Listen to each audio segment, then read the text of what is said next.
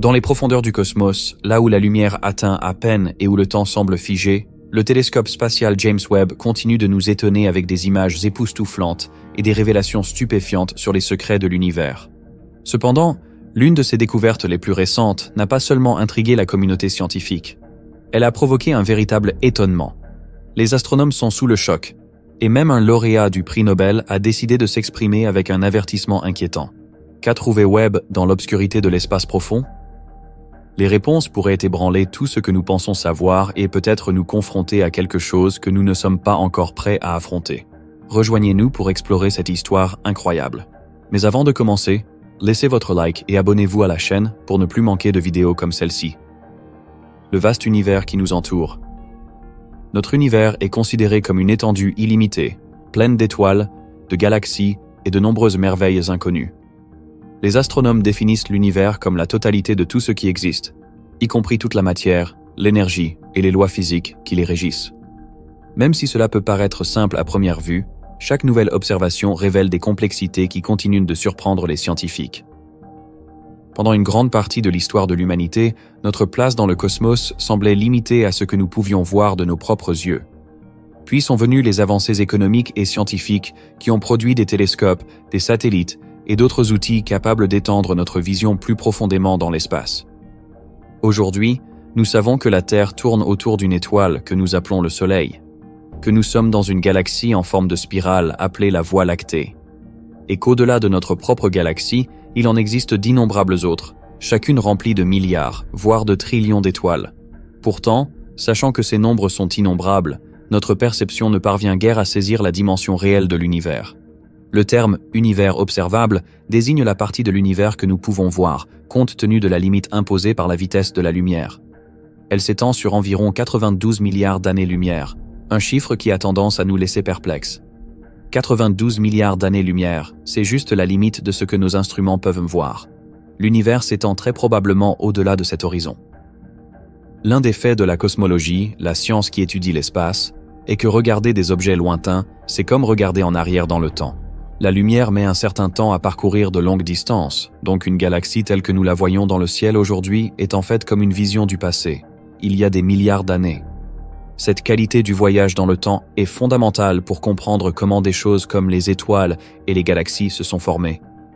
En observant une large gamme de distances, les astronomes reconstituent une chronologie approximative des événements cosmiques.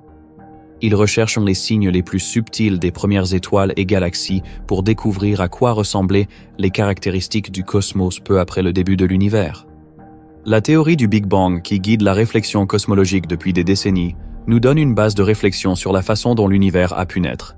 Il y a environ 13 milliards 800 millions d'années, alors qu'il était encore extrêmement chaud et dense. Cette théorie affirme que l'espace lui-même s'est étendu, répandant matière et rayonnement.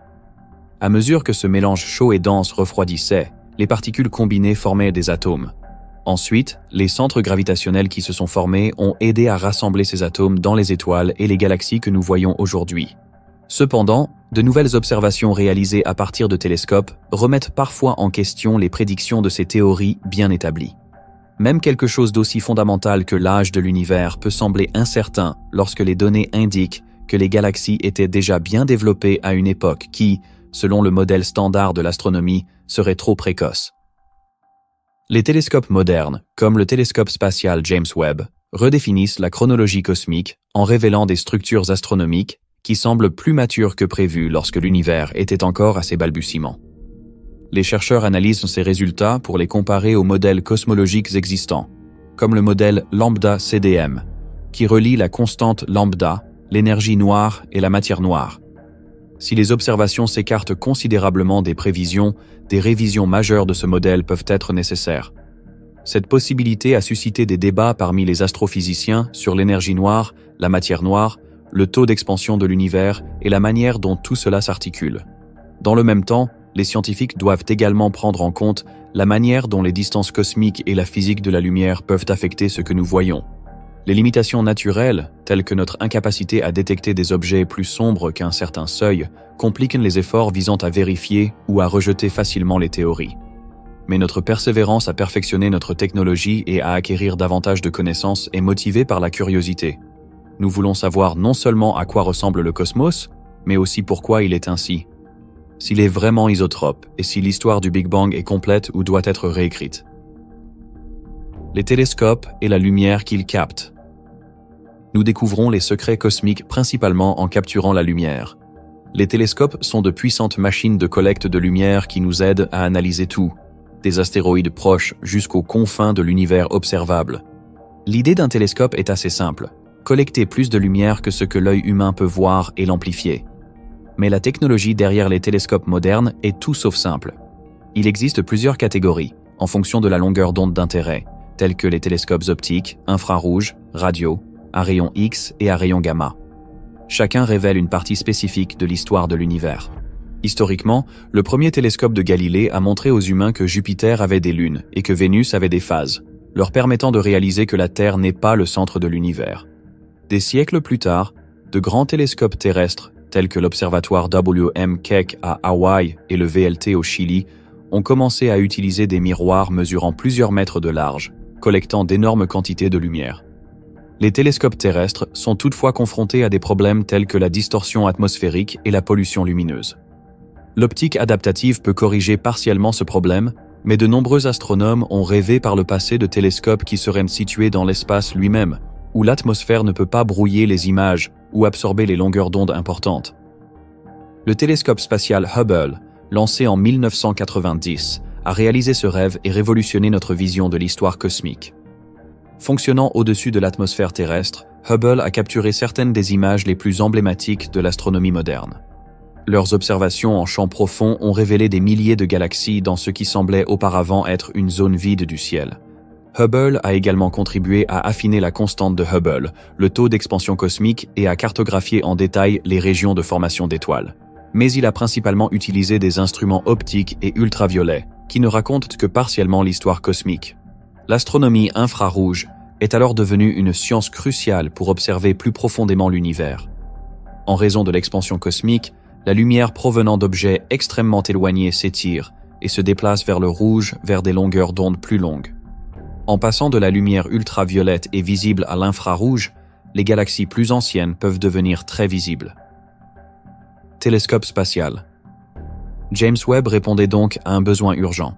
Son grand miroir segmenté, ses capteurs infrarouges avancés et son positionnement idéal au deuxième point de Lagrange, L2, le rendent particulièrement adapté pour collecter des photons provenant d'objets formés des centaines de millions d'années après le Big Bang, une époque qui n'était auparavant que vaguement accessible. Télescope spatial. James Webb en pratique. Le James Webb se distingue car il a été conçu spécifiquement pour étudier les premières époques de l'univers. Son immense miroir d'environ 6,5 mètres de diamètre et son système de refroidissement unique lui permettent de détecter des signaux infrarouges extrêmement subtils. Son pare-soleil multicouche maintient les instruments extrêmement frais, évitant ainsi les interférences dues à la chaleur propre du télescope. Une fois au point L2, James Webb a effectué une séquence de configuration complexe, alignant chaque segment de miroir afin qu'ils fonctionnent tous comme un seul. Les passionnés d'espace du monde entier ont regardé avec impatience l'arrivée des premières images, et ils n'ont pas été déçus. L'une des premières images devenues particulièrement célèbres fut la capture en champ profond de James Webb, réalisée à l'aide de sa caméra proche infrarouge, plus connue sous le nom de NIRCam. Cette image a révélé des milliers de galaxies, dont beaucoup sont si éloignées que leurs formes sont déformées par l'effet de lentilles gravitationnelles. Les scientifiques ont observé des arcs, des tourbillons et des taches qui pourraient correspondre à des galaxies à leur début, au cours du premier milliard d'années de l'histoire cosmique. Pour eux, chaque petite tache est un indice qui pourrait confirmer ou remettre en question ce que nous savons sur la façon dont la matière s'agglutine dans les galaxies. Les données spectroscopiques de NIRSpec, le spectrographe proche infrarouge de James Webb, et de MIRI, l'instrument infrarouge moyen, promettent encore plus de révélations, telles que la composition chimique, les taux et les vitesses de formation des étoiles.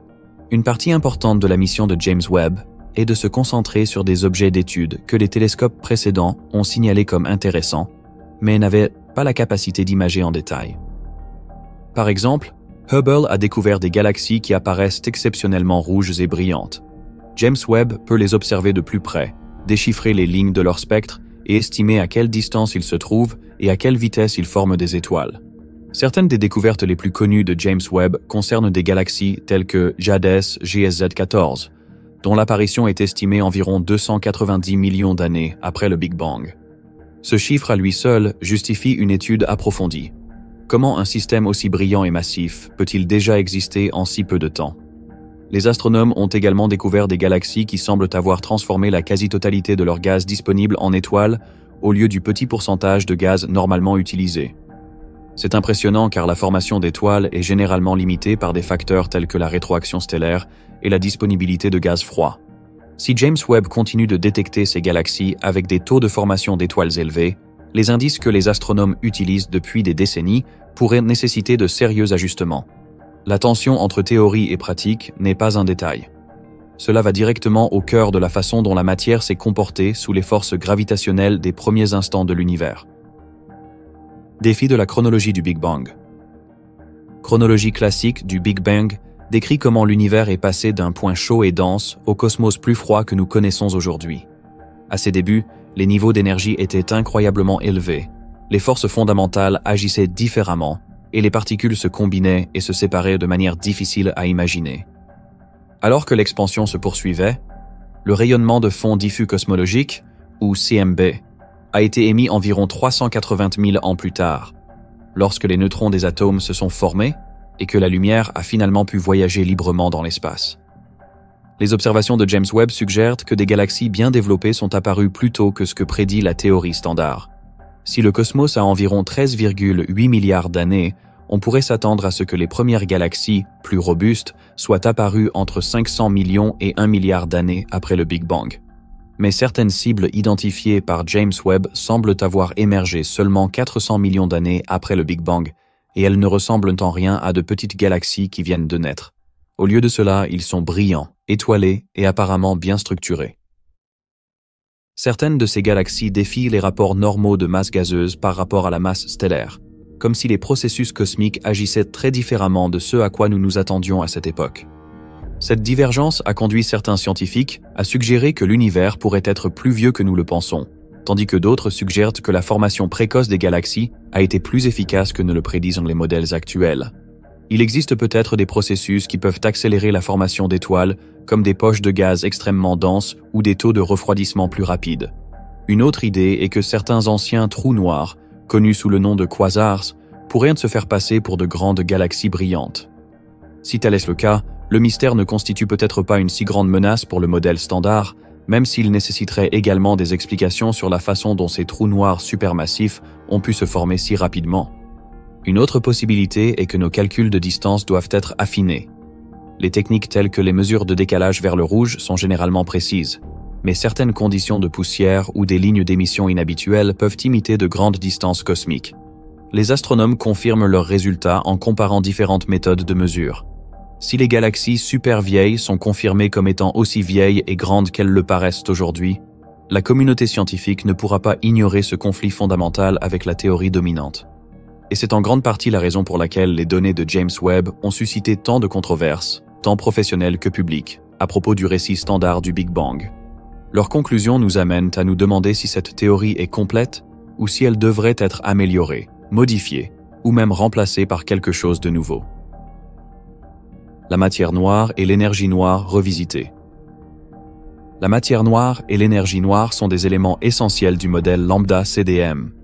La matière noire froide aide à expliquer comment les galaxies et les amas de galaxies conservent leur forme, étant donné que l'attraction gravitationnelle de la matière visible n'est pas une explication suffisante. L'énergie sombre en fonction de la constante lambda est associée à l'expansion accélérée qui a intrigué les astronomes à la fin des années 1990. Bien que le modèle standard estime que l'univers est composé d'environ 68% d'énergie noire, de 27% de matière noire et de seulement 5% de matière ordinaire, nous ne pouvons pas détecter directement la matière noire ou l'énergie noire dans nos expériences au sol. Les observations surprenantes de James Webb sur des galaxies lointaines soulèvent des questions sur la formation des structures spatiales et la distribution de la masse dans l'univers. La compréhension conventionnelle est que la matière noire s'agglutine d'abord, créant des noyaux gravitationnels où la matière normale s'accumule, initiant la formation des étoiles que nous voyons dans le ciel nocturne. Si les galaxies massives apparaissent très tôt, Est-ce parce que les fondations de matière noire se sont formées plus rapidement d'une manière ou d'une autre? Ou existe-t-il une autre explication encore inconnue? Certains scientifiques proposent de nouveaux types de matière noire, tels que des formes chaudes ou auto-interactives, qui pourraient se condenser ou s'agglutiner à des rythmes différents. La compréhension actuelle de l'énergie noire est également confrontée à certains défis. L'accélération de l'expansion de l'univers a été initialement documentée à l'aide d'observations de supernovae de type 1A qui ont valu à des équipes comme celle d'Adam Rees un prix Nobel. Ces supernovae servèrent de bougies standards, ce qui signifie que leur luminosité était connue avec suffisamment de précision pour estimer leur distance et même servir de base à d'autres mesures. Les nouvelles données suggèrent que l'expansion s'est non seulement poursuivie, mais s'est accélérée au fil du temps. Si la formation des structures dans l'univers primitif est différente de ce qui avait été prédit, nous pouvons nous demander si l'effet de l'énergie noire a pu varier au fil du temps, ou si un mécanisme entièrement différent était en jeu. Les théories alternatives de la gravité, telles que la dynamique newtonienne modifiée, entre autres, sont souvent présentées comme des alternatives au concept de matière noire. Cependant, ils peinent à fournir un bon substitut au concept d'énergie noire. Certaines théories alternatives ou hybrides tentent d'aborder les deux concepts dans une seule explication, mais aucune alternative n'a réussi à remplacer complètement le modèle standard, car elles ne parviennent généralement pas à répondre à toutes les exigences d'observation, telles que les modèles du rayonnement de fond cosmologique ou la distribution des galaxies. Formation précoce des étoiles. La formation des étoiles est généralement expliquée comme des nuages de gaz et de poussière, s'effondrant sous la force de gravité jusqu'à ce que la fusion nucléaire se produise, ce qui donne naissance à une nouvelle étoile. La fréquence à laquelle ce processus se produit dépend d'un certain nombre de facteurs, allant de la turbulence locale aux conditions de métallicité, comme l'abondance d'éléments plus lourds que l'hydrogène et l'hélium. Une vision typique de l'astrophysique moderne est que la plupart des galaxies ne peuvent pas convertir efficacement tout leur gaz en étoiles, car divers mécanismes, tels que la pression de rayonnement d'autres étoiles, les vents stellaires et les explosions de supernovas, soufflent trop de gaz avant qu'ils ne puissent former plus d'étoiles. Cette vision a dominé les théories traitant de l'évolution des galaxies. Les simulations informatiques qui modélisent la manière dont les halos de matière noire rassemblent la matière normale intègrent également des lois de formation d'étoiles qui semblent assez cohérentes avec les galaxies observées dans l'univers proche. Mais si James Webb détecte des galaxies dans l'univers primitif qui ont transformé près de 100% de leur gaz disponible en étoiles, cela remet complètement en cause cette approche standard. Si les processus que nous connaissons n'ont pas limité la formation d'étoiles, nous devons nous demander quelles conditions ont permis une telle efficacité dans la formation d'étoiles. Une hypothèse pourrait être que le gaz dans l'univers primitif était beaucoup plus dense et plus froid, permettant à l'effondrement gravitationnel de se produire plus rapidement, avec moins de facteurs d'atténuation et d'équilibrage. Une autre idée est que certaines galaxies primitives étaient peut-être extrêmement compactes, ce qui facilitait le piégeage de la matière. De plus, il peut y avoir eu des antécédents de rayonnement inhabituels, ou des formes cachées de rayonisation partielle qui ont modifié la facilité avec laquelle le gaz s'est effondré à certains moments de l'histoire cosmique. Les scientifiques savent également que certaines de ces prétendues galaxies pourraient en réalité être autre chose. Une possibilité est qu'un noyau galactique actif, également appelé quasar, illumine une région si intensément qu'elle semble être une galaxie remplie d'étoiles. C'est pourquoi l'étude spectroscopique est si essentielle. Ce type d'instrument peut détecter des lignes d'émission chimiques spécifiques et des signatures larges qui proviennent de la matière tourbillonnant autour d'un trou noir supermassif, différent d'une population d'étoiles ordinaires. Quoi qu'il en soit, c'est une opportunité passionnante de faire de nouvelles découvertes. Si ces objets s'avèrent être des galaxies remplies d'étoiles, les manuels d'astrophysique devront être mis à jour en profondeur.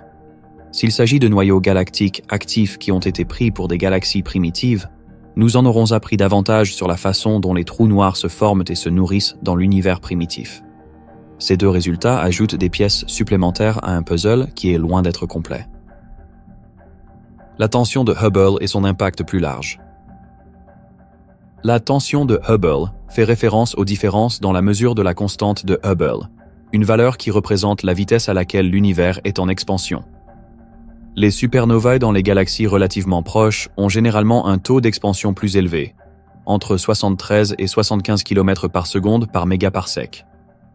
Les observations du rayonnement de fond cosmologique, réalisées par des missions telles que la sonde Planck, estiment un taux de 67 à 69 km par seconde par mégaparsec. Les deux mesures sont devenues plus précises au fil du temps, mais l'écart entre elles ne s'est jamais réduit. Cette différence n'est ni petite ni négligeable. C'est un véritable problème si les données des deux côtés sont réellement exactes. Brian Schmidt, Saul Perlmutter et Adam Riess, qui ont découvert l'accélération de l'univers, ont contribué à affiner ces mesures de supernova. Pendant ce temps, la sonde Planck recueille des détails remarquables sur le rayonnement de fonds cosmologiques. Étudier le modèle cosmologique standard et tenter d'expliquer pourquoi ces méthodes de mesure produisent des résultats divergents est un véritable défi. Une possibilité est qu'une nouvelle physique soit en jeu. Une autre raison est que les étalonnages ou hypothèses sur les conditions initiales de l'univers sont erronées. L'attention de Hubble peut être indirectement liée à d'autres découvertes surprenantes de James Webb. Si les galaxies se sont formées plus rapidement que prévu dans l'univers primitif, cela pourrait modifier certains paramètres concernant la formation des structures spatiales, ce qui pourrait à son tour influencer les distances cosmiques ou les interprétations de l'expansion de la matière.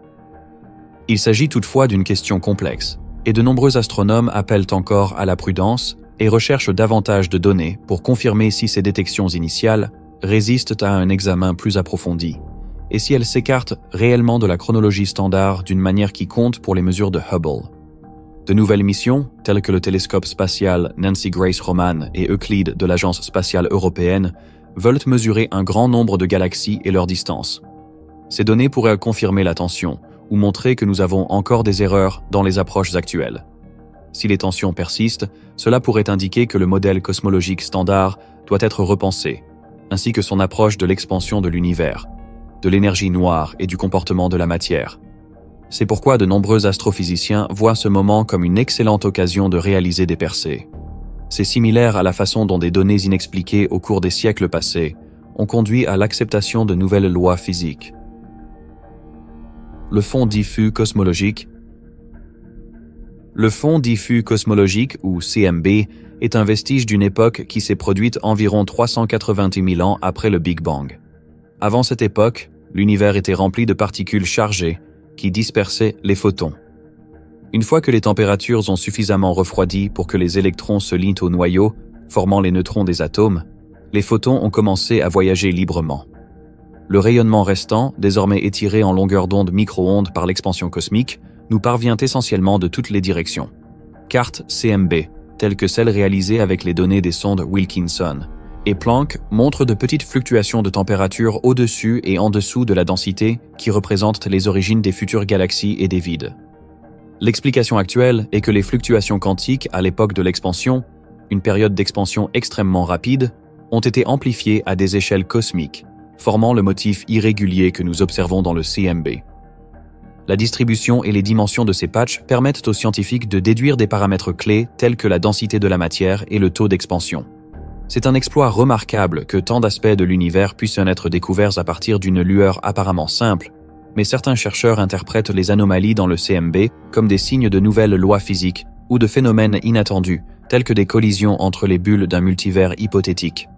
Le point froid, par exemple, est une région anormalement grande où apparaissent des observations de basse température. Les observations sur la géométrie de l'univers et l'isotropie à grande échelle influencent également notre interprétation du CMB. Si l'univers est véritablement isotrope à grande échelle, cela simplifie la façon dont nous lisons les données du CMB. Mais si l'isotropie est réfutée, ou si certaines directions se comportent de manière inattendue, toute l'approche actuelle d'analyse du CMB devra peut-être être repensée. James Webb ne mesure pas directement le CMB, mais il offre une chance de voir si les structures initiales correspondent à ce qu'indiquent les prédictions basées sur notre modèle actuel du CMB. Si les résultats de la sonde Planck indiquent que la structure cosmique devrait prendre une certaine forme après un demi-milliard d'années, nous pouvons vérifier si James Webb voit cette forme. Toute divergence peut être mise à jour dans le modèle sur lequel ces prédictions sont basées. Certains voient ces comparaisons comme un moyen de relier les points entre l'ère extrêmement ancienne de l'univers, l'ère du CMB, et la période ultérieure explorée par James Webb. Si de nombreux points ne correspondent pas, alors nous savons que de nombreuses pièces du puzzle manquent, qu'il s'agisse de nouvelles particules, de nouvelles expansions ou d'une condition initiale différente quant à la façon dont la matière et l'énergie ont été distribuées. Repenser les origines cosmiques. L'idée d'une période initiale d'expansion intense de l'univers, connue sous le nom d'inflation, est un élément essentiel de la cosmologie moderne depuis les années 1980. Ce concept a proposé de résoudre plusieurs problèmes, tels que le problème de l'horizon, le problème de la planéité et l'absence de monopôle magnétique. Selon la théorie de l'inflation, une fraction de seconde après le Big Bang, l'univers a énormément gonflé. Les fluctuations quantiques durant cette phase inflationniste auraient été les germes gravitationnels de la formation des galaxies. Cependant, des questions subsistent quant à ce qui a déclenché l'inflation, ce qui l'a arrêtée et si l'inflation cosmique est la seule explication. Certains scientifiques considèrent les nouvelles données de James Webb ou la tension de Hubble comme une preuve que le concept d'inflation pourrait nécessiter une modification ou même une explication alternative.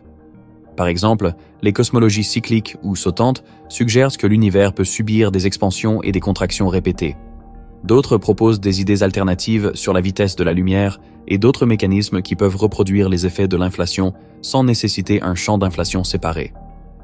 Une proposition audacieuse est que l'univers pourrait ne pas avoir de début définitif, une idée qui remet en question la notion d'un seul Big Bang. Elle propose plutôt que le Big Bang visible soit un événement transitoire dans un cadre cosmique plus vaste. Cette interprétation découle de certaines approches quantiques de la gravité, où les lois classiques du temps et de l'espace peuvent être violées dans des états d'énergie extrêmement élevés. Si les données de James Webb montrent des galaxies qui semblent plus vieilles ou plus développées que prévu, peut-être que les limites et les contraintes fixées par la science actuelle ne sont pas aussi complètes qu'on le pensait autrefois. Les lauréats du prix Nobel qui ont gardé l'esprit ouvert à de telles possibilités, comme Adam Rees et David Gross, proposent une réévaluation des principes fondamentaux de la cosmologie. Ils soulignent que chaque crise est aussi une chance de trouver une unité plus profonde entre la théorie quantique et la physique cosmique. Ils soulignent notamment que de nouveaux phénomènes ne peuvent être compris que si nous pouvons recueillir davantage de données sur les premiers moments de l'histoire de l'univers et sur la nature fondamentale de la matière. Nous vivons une époque passionnante, où le manque de réponses peut être le signe que nous sommes sur le point de faire une nouvelle découverte qui pourrait conduire à une unification théorique rafraîchissante. Découverte quantique et connexion entre particules. Pour mieux comprendre à quoi ressemblèrent les premiers jours de notre univers, nous devons comprendre comment la mécanique quantique a façonné l'univers primitif. Dans nos laboratoires actuels, nous pouvons réaliser des expériences avec des accélérateurs de particules dans des états de haute énergie, bien que les conditions que nous sommes capables d'induire soient encore bien en dessous des niveaux d'énergie estimés comme ayant eu lieu peu après le Big Bang. Le Grand Collisionneur de Hadron, ou LHC, de l'Organisation européenne pour la recherche nucléaire, provoque des collisions entre protons pour observer de nouvelles particules ou pour confirmer des théories telles que le mécanisme de Higgs. Parallèlement, certains instruments tentent de détecter la matière noire à travers différents milieux de diffusion. Ces expériences peuvent aider à relier le microcosme de la physique des particules au macrocosme de l'expansion cosmique. David Gross est l'un des nombreux théoriciens qui voient dans la dimension quantique la clé pour résoudre ces mystères. Ses travaux sur la liberté asymptotique expliquent comment les quarks, à l'intérieur des protons et des neutrons, se comportent dans des états de haute énergie. Ces états étaient essentiels à l'univers primitif. À l'époque, on pouvait imaginer une soupe de quarks qui devait refroidir avant que les protons et les neutrons puissent se former. Si quelque chose avait changé à ce moment-là les particules fondamentales, ou si de nouvelles particules existaient, cela pourrait produire des empreintes digitales observationnelles que nous pouvons détecter dans la distribution des galaxies ou dans le fond diffus cosmologique. La théorie des cordes propose que ce que nous voyons comme des particules sont en réalité de minuscules cordes vibrantes dans un espace de dimension supérieure. Cette perspective pourrait unifier les théories de la gravité avec la physique quantique, ce que n'a jamais réussi à faire la théorie de la relativité générale d'Einstein. Mais les prédictions de la théorie des cordes ont tendance à traiter des états d'énergie si élevés que les tests directs sont très difficiles à réaliser. L'univers primitif était très concentré en haute énergie, et des vestiges d'autres dimensions ou de résonance de cordes peuvent être cachés dans des anomalies du fond diffus cosmique ou dans la formation de structures cosmiques de cette période. Même la notion de singularité, telle que suggérée par la théorie du Big Bang, pourrait disparaître dans une approche de gravité quantique complète. Au lieu de cela, nous pourrions avoir des états de connexion ou des expansions cycliques qui éliminent le besoin de déterminer un point de départ. Si les données de James Webb, ainsi que d'autres observations du CMB, entrent sérieusement en conflit avec l'approche conventionnelle, de plus en plus de chercheurs pourraient se tourner vers des modèles de gravité quantique qui expliquent mieux la formation du cosmos ancien. Bien entendu, chaque nouvelle couche de théorie doit également faire des prédictions testables, sinon elle reste purement spéculative. L'interaction entre les données et la théorie est essentielle pour distinguer les idées valables des simples hypothèses. Voir au-delà des limites actuelles. L'univers observable est limité par la distance parcourue par la lumière depuis le Big Bang. Il mesure environ 92 milliards d'années-lumière de diamètre, mais nous ne pouvons pas voir ce qu'il y a au-delà.